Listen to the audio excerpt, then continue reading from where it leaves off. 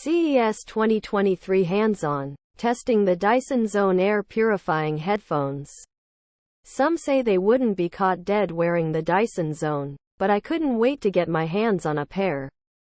Read on for my first impressions of these viral air purifying headphones. Las Vegas, on this nippy January morning here, I tried the Dyson Zone air purifying headphones for the first time. My first impression, I was already chilly, so the purified airflow felt cold on my fac.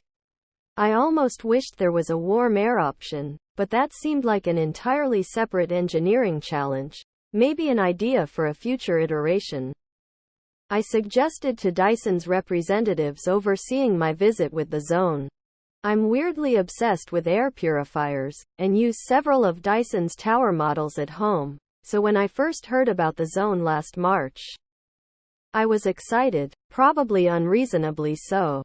The Zone is exciting not just because it marks Dyson's first venture into both audio and wearable technology, but because it's different from anything else on T. Air purifying necklaces exist, and don't work well, according to Dyson Senior Design Manager David Hill.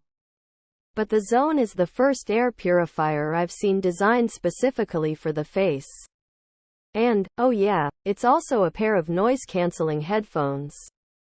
I'm not the only one intrigued. The futuristic device, which aims to combat outdoor air and noise pollution, went viral for its Bane-like aesthetic, opens in a new window. Some say they wouldn't be caught dead wearing the thing, but I couldn't wait to get my hands on a pair. So when Dyson invited me to try them out during this week at CES, I made the meeting my top priority. I spent about 30 minutes with the Zone, supervised by several Dyson reps the entire time. The same is true for every member of the media who has tried them so far. I'll reserve my full judgment until I have the opportunity to test the product at length in the privacy of my home. But based on my brief hands-on experience with the Zone, I'm impressed. This might be a controversial opinion, but I think they look cool. Even if you dislike the design, you have to admit, it's a look. Plus, maximalism is in. Just look at the Apple Watch Ultra. When I caught my reflection in the mirror while wearing them for the first time, I let out a chuckle because, yes, they are outlandishly big. Early adopters will need some confidence to wear these in public, for sure. While wearing the Zone, the purified air gently blowing in front of my mouth and nose had no discernible odor, but the same was true for the ambient air. I suggested someone light a cigarette so I could test its odor-fighting performance, but no one obliged. Inside each ear cup is a tiny compressor motor and a dual-layer air filter. The first layer, a negatively charged electrostatic filter, promises to capture 99% of inhalable particles down to 0.1 micro.